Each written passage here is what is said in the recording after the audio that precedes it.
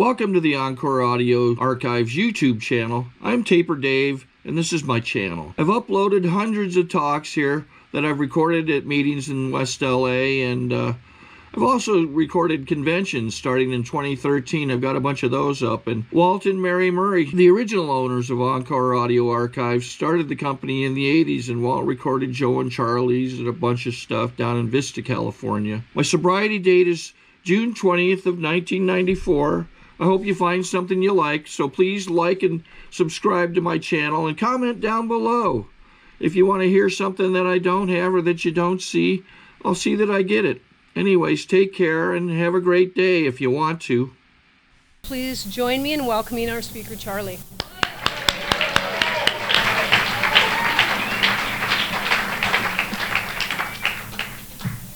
Hi, my name's Charlie. I'm an alcoholic.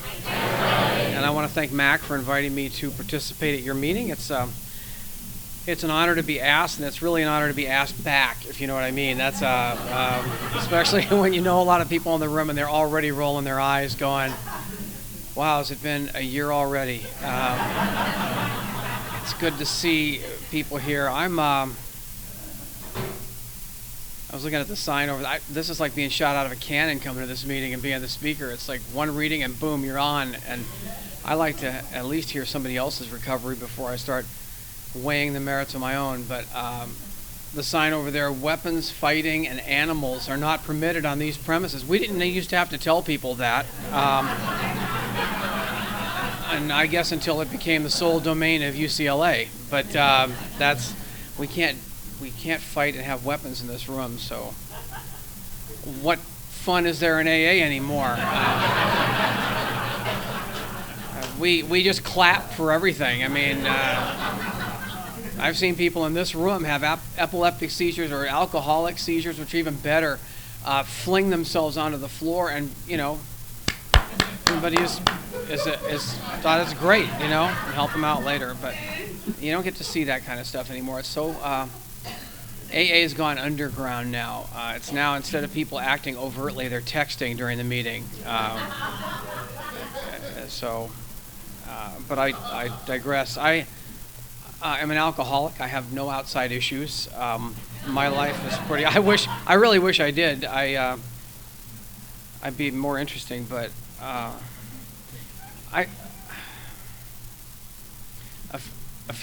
got up this morning and after having coffee with my wife, my daughter, who's 9, I'm a late bloomer, so I've got a 9-year-old daughter and an 11-year-old son, and so she and I made pancakes for the family, and then I was feeling, she turned them. I just criticized their color and consistency, but and then things were going nicely. It was a nice, pleasant morning, and I was with.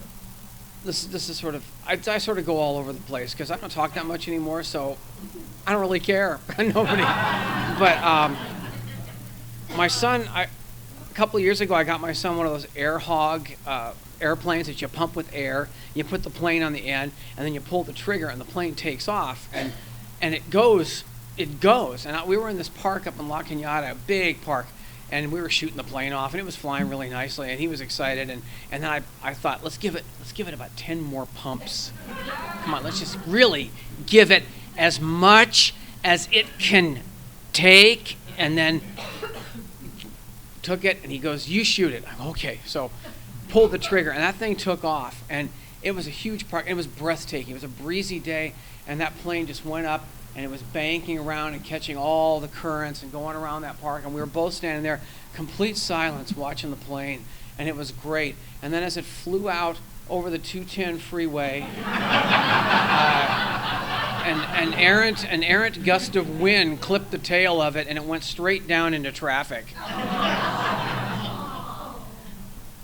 That pretty much is the story of my spiritual life.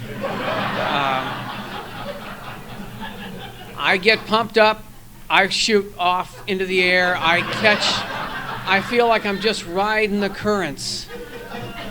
And then some son of a bitch gets right in front of me on the 405, and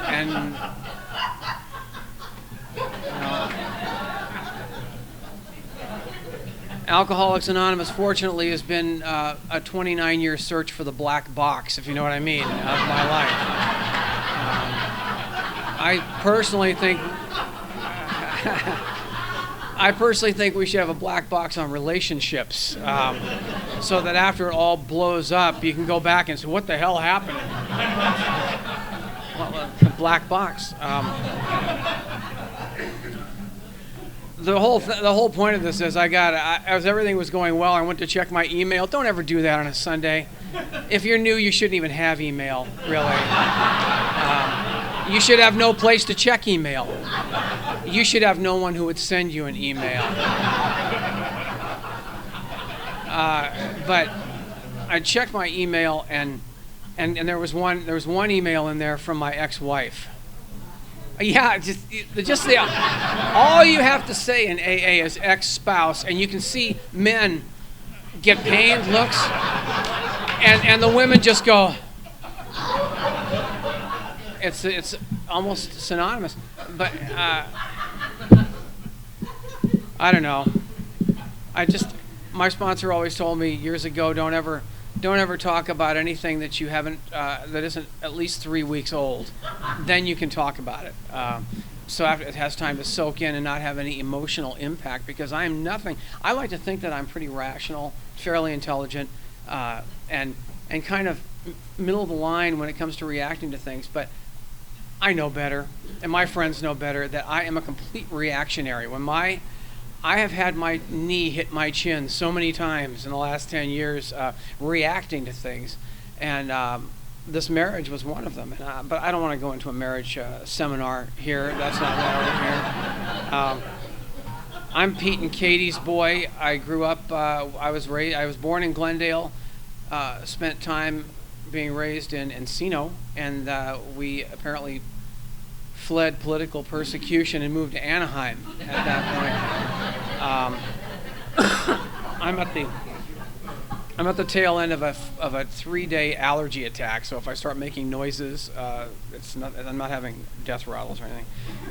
But so we lived in Orange County. My father was the only Democrat in Orange County at the time, and it was just I never felt like I was part of anything. I hated people to start out with. I've always disliked the human race as a species, pretty much. I don't understand, based on the behavior of the human race, especially today, how we ever got into a second generation, really.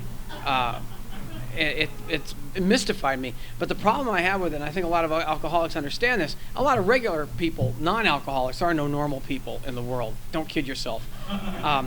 But a lot of non-alcoholic people don't understand this, or they understand it too, but they don't have the same reaction to it that I do. When I dislike the human race completely, and yet I demand its approval at the same time, which creates a real sense of torque in your life. So it'll kind of keep you propelled. It's boom, boom. You just keep moving. And I didn't like being in school. I didn't like being around other kids. I was a loner. I was an only child. I was just, and that's no excuse. That's not why I'm an alcoholic at all. But I just had that mindset about people and about life from the beginning. My mother had 3 full-term pregnancies that had died at birth, 2 before me and 1 after. And I always remember thinking, why me? Really, why? I can't fulfill the expectations of a nice day. How can I fulfill the expectations of life? You know what I mean? I don't know about you. When I used to drink, and Sunday mornings were always like the worst time of the week for an alcoholic like me, especially a drinking alcoholic. I'm not we call them practicing alcoholics, but I'm a practicing alcoholic. I'm trying to practice being a regular human being, but I'd wake up on a Sunday morning and look out the window and couldn't handle the expectations of a nice day like this. I just pull the drapes shut and go back to bed.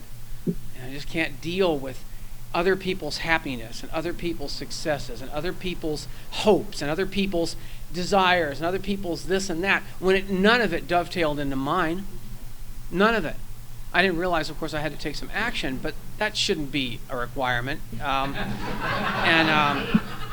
If there's any justice in the world, I was just absolutely percolating with potential, which I have retained most of it today, actually, but did not like people at all, and I got out of high school with no notoriety at all, and except for my potential. But they didn't have a Bank of America award for seniors for potential, and I went into the music industry right out of high school at 17, and I was a clerk at a record store in Fullerton, and it was 1968, and it was great music, still the same crappy people in the world, but it was great for rock and roll. And I love rock and roll. I didn't like my own, not the song, but my own generation per se, but I sure like the music, and I like it rough and raw, and I like it by bands that sound like they're breaking up in the middle of a song, you know, that kind of rock and roll. I don't like slick stuff. I like it kind of off kilter. And so I worked in this record store and had a great time because I didn't really have to talk to that many people except when they wanted to buy something. And then I would get to voice my opinion on them about what I liked and make them buy it, and or try to manipulate them into buying it. And one day these guys came in who were at the time, they were the hoodlums at my school. They were the guys who wound up going to prison, and you know, they couldn't go to the high school the 25th reunion because they weren't on parole yet. And they came into the record store and they invited me to a party. Now, parties to me equal people. But I said okay anyway, against my better judgment. And I went to this party with a buddy of mine, and I was there 5 minutes, and I looked around this group of people and I thought, this is exactly why I hate humans.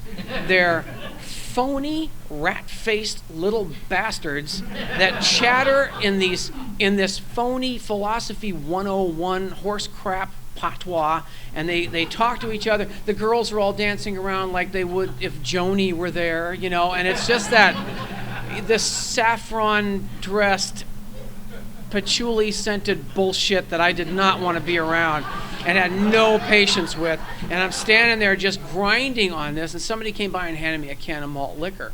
And so I thought, all right, when in Rome, and I started drinking this can of malt liquor, and halfway through that can of malt liquor, it occurred to me that I'd been way too hard on you people.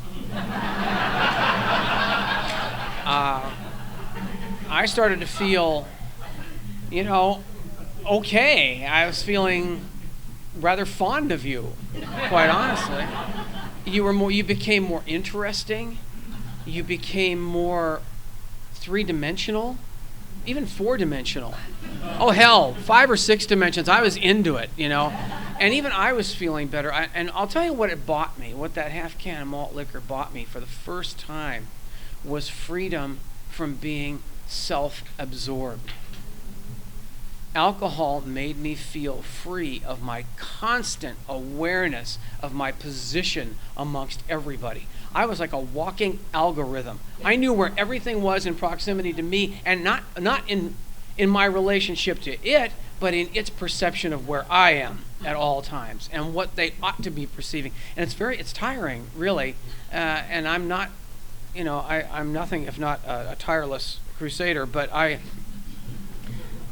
was so relieved when I drank that half can of malt liquor. I didn't know it was a problem. See, that's the problem I think alcoholism has for people, and that's why I think a lot of us go out, why most alcoholics can't be treated for alcoholism. Most alcoholics, and I mean, if there are people here who have some time who will agree with this, probably 90% of people who get sober don't stay sober.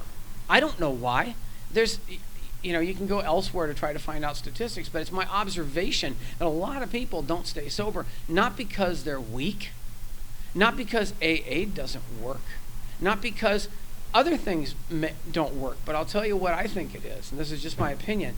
It's that constant memory of the fact that an ounce of alcohol in my system will change me faster and more agreeably than any of this other stuff that seems to be the source of my problems, that are telling me to take actions that I don't believe in to feel better, when I know alcohol will. I know it today. I knew it then. And that's a tragedy of alcoholism, I think, is because when the heat's on and the pressure's on and people are ready to snap, we either turn in desperation for help to someone and throw ourselves on the mercy of their direction, even though we may not even know them that well. Or we take the bull by the horns, as we're taught to do as good, solid people, and ride this one out. I'll accept the consequences. I just need some relief right now. And people don't, once that domino gets tipped, everything else goes down behind it. And I've watched that. I watched that with the man who helped me get sober. With the man, he was 33 years sober and drank. I love this guy as much as I've loved any human being in my life, and watched that happen and thought, oh my God, it can happen to anybody, provided we don't do certain things. And but I get ahead of myself. I loved alcohol from that moment. We all, I think, have a feeling that we're separated from people around us, either by, a brick wall, or, as I saw it in my case, this film, like this albumin kind of stuff that I try to break through all the time to be a different human being. I know it's right there. I can get through it somehow, but I can't. And when I drank, that just evaporated. And I was a part of. And not only was I a part of, at that party specifically, I turned into this wonderful hybrid of John Lennon and Errol Flynn and David Niven. Just this.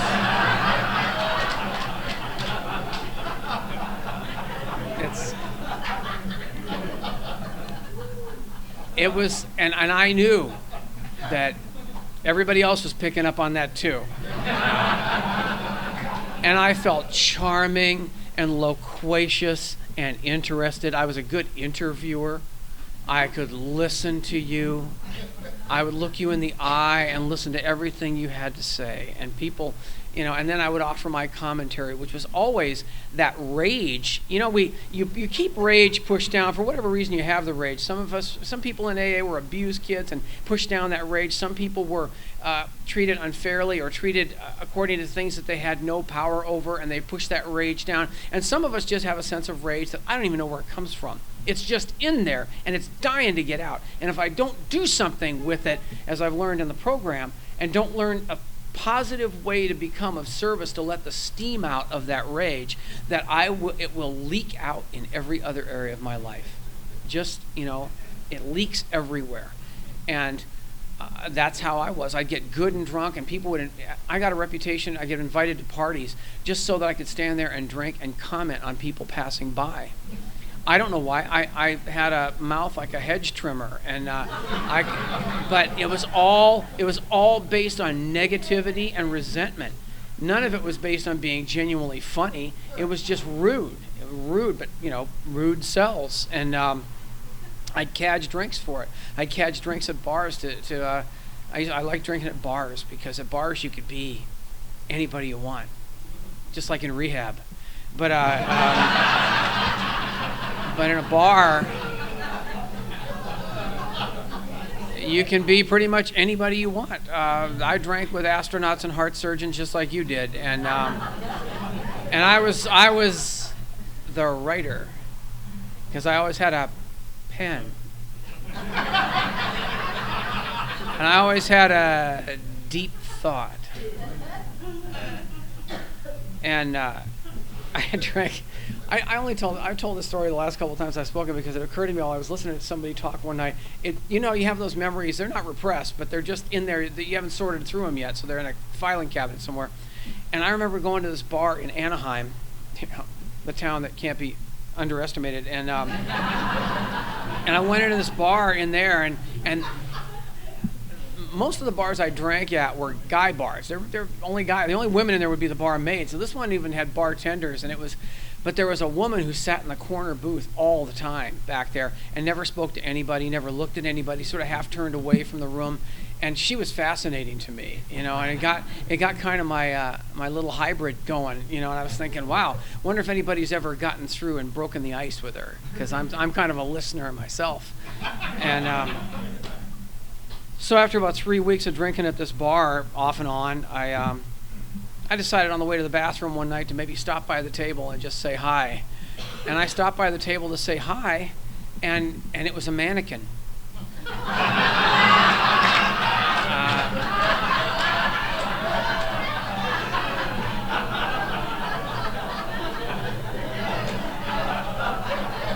This was one of those lonely guy bars. They put a woman mannequin in there just to kind of raise the pheromone level, so nobody would feel so bad about each other. And I'll tell you something, no one ever mentioned it to anybody else. No one ever looked at the person next to him and went, "It's a goddamn mannequin back there. Did you know that?" No one said it. Everybody would just look in the back of the room and just keep talking, as if she were there, But I digress again. So I drank without, I drank myself through a marriage. I drank myself through friendships. I drank myself into hospitals, not to stay, just to visit, just to go in overnight, to have my blood tested and find out why I was unable to get out of a fetal position after drinking, why I was peeing blood, why I was doing a lot of different things. I had to go. I'm the friend who calls you up at 3 a.m. and says, "I'm really sick, man. Can you take me to the emergency room?" And the people pity me and cart me off to an emergency room, and then they'd give me Valium because I was under stress. And I took Valium for a while, and Valium got me loaded. I don't want to be loaded. I want to be there. I want to be point man for life. I don't want to be sitting back smoking marijuana and wind up, how many times in a row can you listen to Layla before you're in the kitchen at 3 a.m. eating ketchup packets out of the refrigerator? See, that only worked once for me. I didn't want to replicate that. I took speed for a while just to be polite, and never appreciated the idea, the sensation actually of my eyes trying to beat me into the next room. You know that feeling? Come on, man, let's go. And I didn't like that. I was high. I was higher than probably as high as I've ever been in my life, but I didn't like the feeling because I wasn't there. I was following the effect, and I wasn't there. Alcohol made me feel like it was a part of what I was missing. It made me feel like this is something that I was born without, that I must have in order to participate in the flow of human life. And it almost killed me. I mean, I don't say that dramatically because it almost killed me over 50 years. Or if you timeline it, if you're one of the business types and did one of those charts, the Excel spreadsheets on it, it would be, if I thought I could go out today and drink, because I hear people say this, if I went out and drank tonight, I'd be dead by tomorrow morning. I thought, that sounds like a deal to me, if I thought that would happen. But my life, if I drink, is going to go, tick, tick, tick, till I'm still going to be down here at the end. Sorry, Molly. Down here at the end, but it was imperceptible how that happened. And I used to, there used to be, I haven't seen this guy in a couple of months. I talk about him all the time, named Bob, who lives in Toluca Lake. And Bob's home is the bench outside of this Moe's restaurant on Riverside. And he is a street guy, and he is purple with that liver damage tan, and you can smell him 50 feet away. And he never panhandles, and he never asks anybody for anything, and he's never more than polite to people when they pass by and say hello to him. And I make a point of saying hello to him because I can see a part of myself in this guy. I can see it, it's as plain as day. And I'm walking. Bob, if I could take a picture of Bob right now, and get in a time machine and go back 30 years and find him and say, Bob, you got to stop doing what you're doing. This is how you're going to look in 2010. If Bob is anything like me, he would look at it and go, no way. I'd quit before I got this bad. I've always said that. Everybody I know who's an alcoholic has said, or who's a practicing drinking alcoholic, has said, I'll stop when it gets really bad. It's like my dad used to say he'd stop smoking when cigarettes got to 30 cents a carton, you know?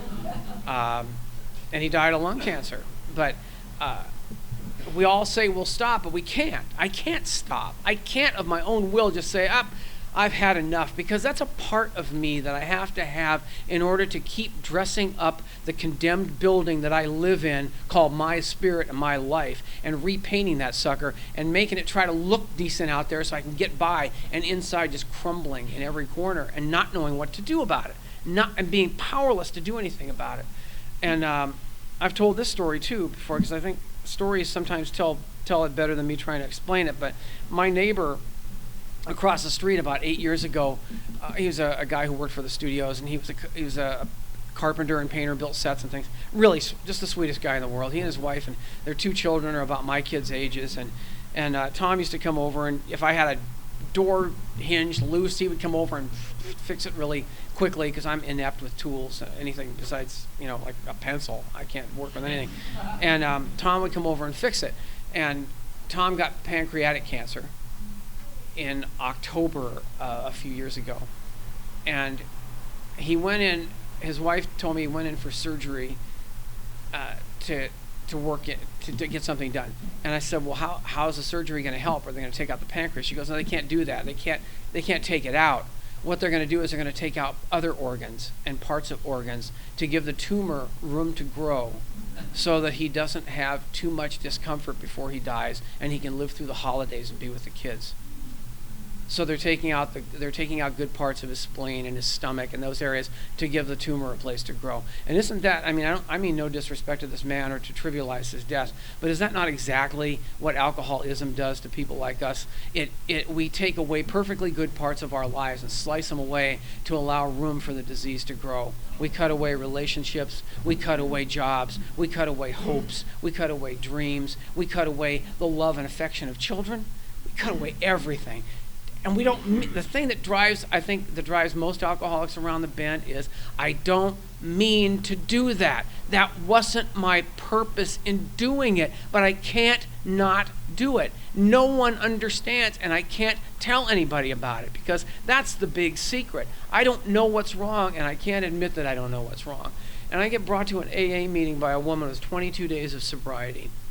And I took my last drink on June the 11th of 1981. And that's my sobriety date. And I didn't know if I was going to find anything in here. I didn't like the first meeting I was at. People laughed for all the wrong reasons. I heard a guy, the first speaker I ever heard, talked about getting into a Jeep accident in the Army and breaking his jaw. And he had to have his jaw wired shut, but he had a chipped front tooth.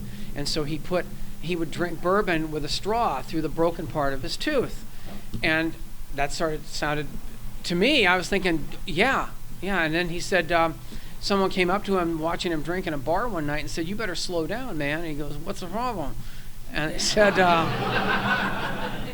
you're going to get drunk and make yourself sick, and you're going to vomit, and you're going to suffocate in your own vomit.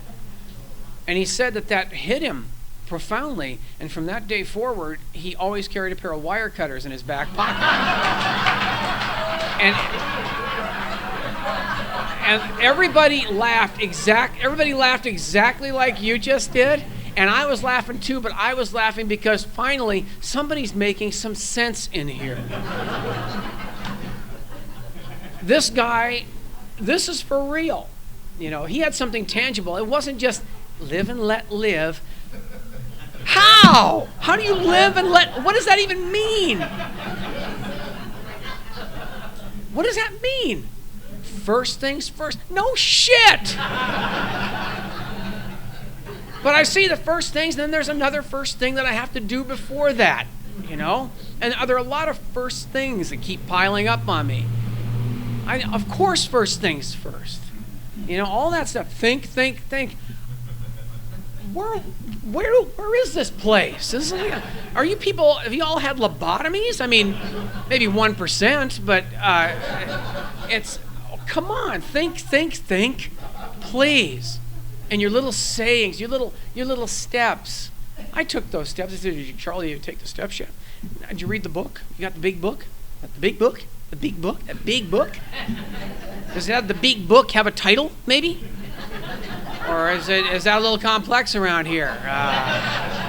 Anybody up for some brown drink? You know.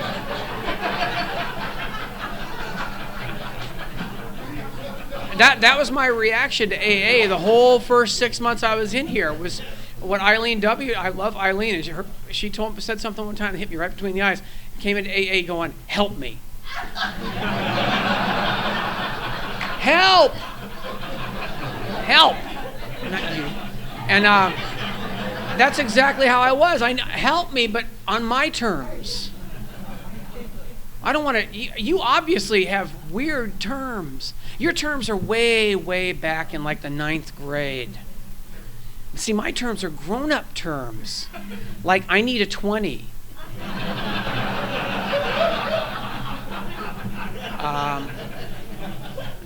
Where did my wife go? Why do they look at me like that from buses that are driving by? You know? That feel. I have adults. I have sophisticated problems, and people in AA told me just be, you know. And you hear this all the time. If you're new, you hear it, but people never told me to sit down and shut up. People said, take a seat and see if you don't get something. Let it wash over you. Stop trying to sift through it. And people kept saying, get a sponsor. And why do I need a sponsor? Well, they'll walk you through the big book. Oh, I need a sponsor to walk me through the big book.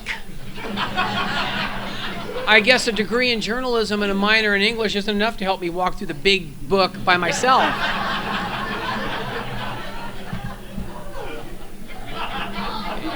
I guess I need somebody to go along arm in arm with me to help me unlock the jaywalker analogy.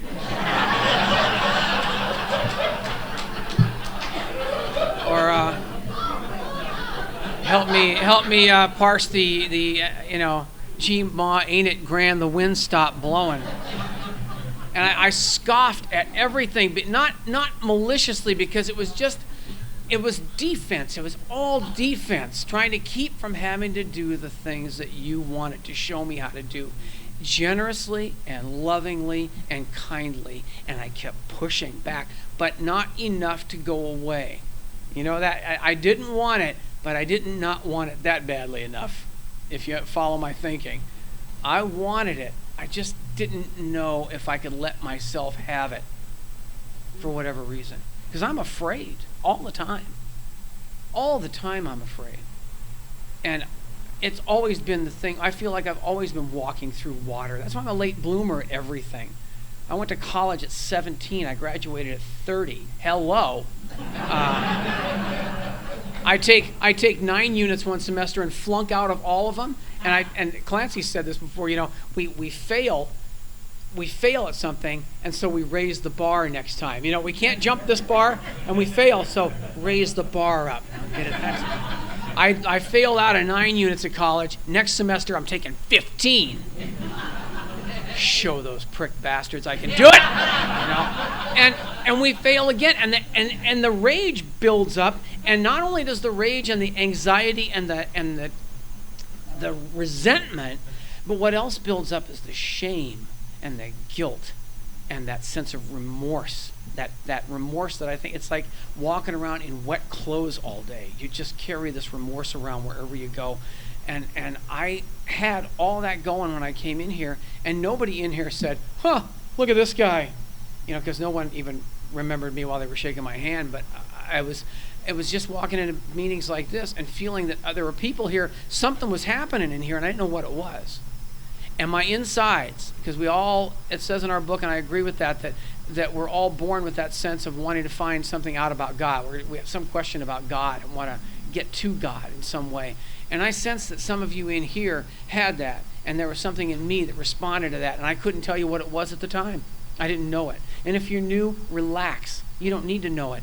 You don't need to know any of that stuff. You just need to be able to sit here, and what you're feeling right now, all that sense of overwhelming fear and confusion and stuff, is all, as my sponsor called it, unfiltered information. It's just the stuff that I always had alcohol to filter out for me. What was important, what mattered, who mattered, why I didn't give a crap about any of this stuff. Alcohol filtered that all out. But when I got sober, I started to get that raw information that was like being hit with hailstones all day of information I didn't know how to process. I didn't know where to put it. I didn't know what to do with it. And I'd come to an AA meeting at night, and people would say, have a seat, get a cup of coffee. What's going on? How was your day? And from somebody who hated people, I was told by my sponsor to go around and shake everybody's hand and ask them their name. I thought, why do I want to do that? I don't even care. Can I just sit and listen maybe? No, you have to do that. So I went around, shook people's hands, asked them their name. And one night in this meeting, I've told this story a million times, so bear with me, but I was in this meeting, it was on a Sunday night, and people were lined up to thank the speaker at the front door. And I was mopping with these two other losers, because we're all sober still, but we're up here mopping, you know, because that's, from what I understand, that's what the Irish are built for. And we're all up here mopping away. And I paused with my mop, because they used to have pews in here, like church pews, that you have to move up and then mop the back and move the pews back and then mop the front. And so last stage, I'm mopping, and people are lined up. They're lined up around here to thank the speaker. And as I paused for a moment, I looked at those people, and I saw them, and my eyes went across their faces. And it occurred to me in here, not up here, but right in here, that I knew every single one of these people by name, and I liked them. And I had no resistance to that information, and it swept through me. I felt such joy. I can't even describe it. I can't even describe it. It's too strange to even try to describe. It lasted about 30 seconds. I'll take 30 seconds anytime over what I was lugging in here before. And I went home that night, and I called Bill and said, this is what happened to me. And he said, you experienced a moment of grace. That's one of those moments that you can't predict. It's not a quid pro quo. You can't go, okay, God, I did this and this and this, and now you owe me something. Because that's the kind of God I came in here with. I didn't come in here with the God of my understanding. I came in here with the God of my expectations. You know? And what I found out in here is I don't even have to have a God by anybody else's standards. I can come in here and it's perfectly compatible with atheism. AA is perfectly compatible with everything that you know as a religion. If you're an atheist, I mean, you don't have to believe in God, but you do have to recognize that there is something going on in the room in here. There's something happening in the room when you see people who were otherwise 6 months ago coming up here and taking a chip, who were otherwise a year ago useless, broken human beings who were coming up here to take a birthday cake, who were otherwise 5 years ago living under the overpass over here by the VA, who were otherwise losers and failures and dying people, come in here and they start to get a whiff of something that's going to change them, and they grab a hold of it and they start taking directions, and they're transformed. Don't call it God if you don't want to, but you've got to give that something a name, because that's a power bigger than all of us in here. And so if you're new, and I know there are a couple of new people in here, I wish for you that you come back to this meeting, that you come back to other meetings in this room, that you expand your AA horizons, that you get a sponsor, that you get somebody who knows the big book, who will walk you through the big book, but not as an end in itself, because that big book is useless as just reading material. It is useless as something to spew out as a defense for your actions. What the big book is a recipe book, and it's meant for you to do something with it that you can take to nourish yourself. And it's all out there for us, and it's all in here for fun and for free. And Mac, thanks for having me again. I really appreciate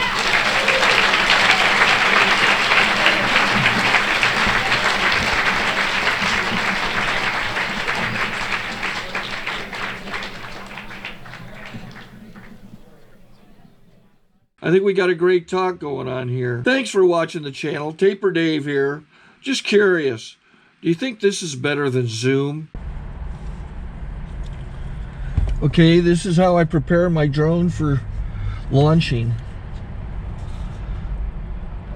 I like to do it inside the cab of my truck so I'm not standing outside in the weather. To install the joysticks for control, up and down, right and left, powered on. I have an Android phone that I use to connect it to the drone with. And it's actually controlled through the iPhone, through an app. Oops, wrong way.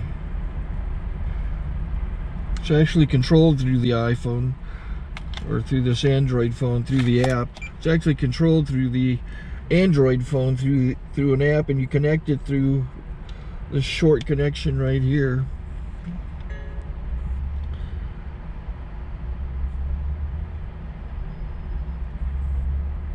Remote control connected. Remote control's connected. So I pull out the drone.